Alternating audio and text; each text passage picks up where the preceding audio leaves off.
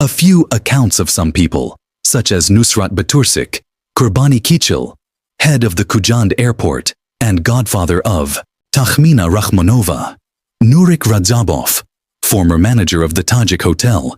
In Russia they also called this hotel Guest. Gaji Halim Vahdati, Abdu Halim Kadyrov, director of the company Yakut 2000, Anvar Gurbanov, director of the Dushanbe textile enterprise, were spinning around. These mentioned people used him as an intermediary for some work and showed how to make money. He solved issues with his brother, and through these people took bribes and gave some promised positions, and demoted others.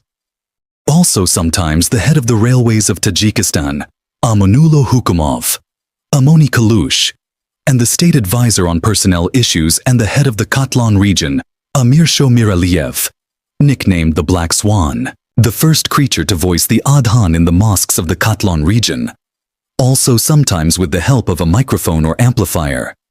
This is Amir Shomir Aliyev from Dangaragi, who banned loudspeakers from pronouncing the call to prayer, and Murad Ali, chairman of the National Bank Ali Mardon.